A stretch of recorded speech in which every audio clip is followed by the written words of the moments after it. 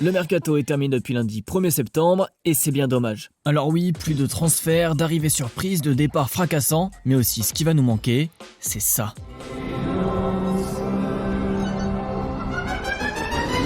Depuis quelques années, chaque été, les clubs de Ligue 1 proposent des vidéos de plus en plus quali, de plus en plus recherchées et de plus en plus originales pour annoncer leurs nouvelles recrues ou encore leurs nouveaux maillots.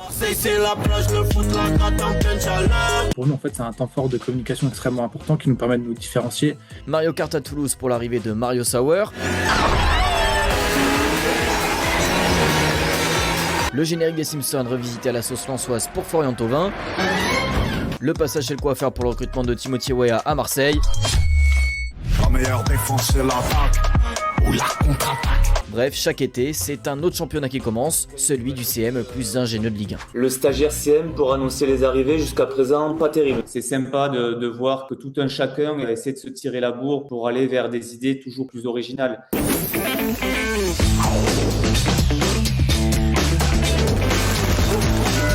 Le mercato, c'est un gros challenge de l'été qui demande beaucoup d'agilité parce que quelque part, on va nous annoncer une recrue peut-être en moyenne 48 heures avant son arrivée. On a l'enjeu en 48 heures de finir d'écrire un storyboard, de le tourner et de le monter pour que tout soit prêt dans 48 heures quand administrativement, tout est finalisé pour le recrutement du joueur.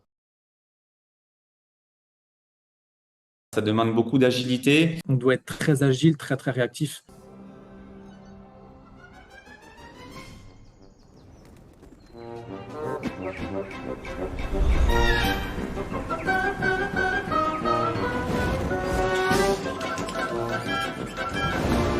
Quand on s'attaque aux Simpsons, c'est soit on le fait bien, on est bon et on y va à fond, mais si c'est pour le faire de manière médiocre et si c'est pour faire une pâle imitation, vaut mieux pas le faire.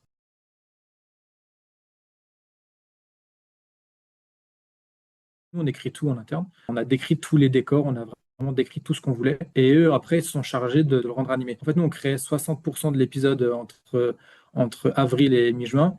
Et une fois qu'on connaissait le joueur, on créait environ les 30 derniers pourcents de l'épisode en y intégrant toutes les rêves qu'on pouvait voir au mur. L'idée, c'est d'avoir le maximum de placeholders possible, le maximum d'espace pour que nous, on puisse laisser vivre un peu notre potentiel créatif et ce qui nous anime et ce qui fait qu'on peut se différencier aussi en fonction de l'actualité, en fonction du joueur.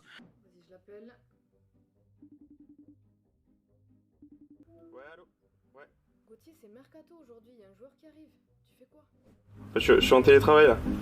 On a pensé à ce personnage du stagiaire, un peu naïf, bienveillant, drôle et passionné, et peut-être d'écrire un arc narratif autour de ce stagiaire CM qui peut vivre à travers le mercato tout un tas d'aventures.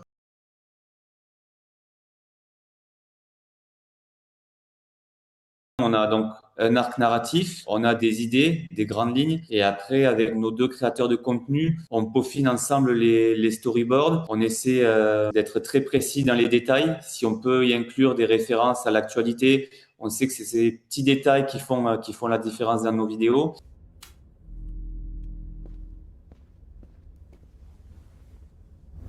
Il s'est séparé. Ils doivent tout faire pour sortir du lot.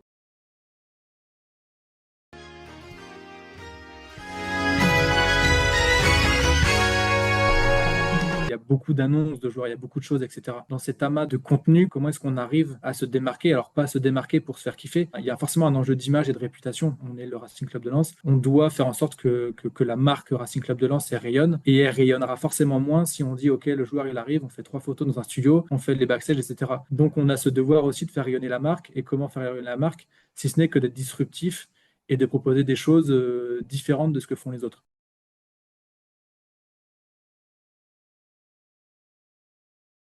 Demain, si le Racing Club de Lens doit aller voir un partenaire potentiel, une grosse marque, les équipes commerciales du club, les équipes sponsoring, auront davantage de billes, auront davantage de matière si elles disent, regardez, nous, la marque club, elle est forte parce que sur des temps forts, on arrive à se démarquer, on va annoncer un joueur de Ligue 1, on va faire entre 5 et 10 millions de vues. Au-delà des enjeux réputationnels et d'image, il y a aussi des enjeux commerciaux derrière qui sont forcément pas liés directement, mais qui sont importants pour le club.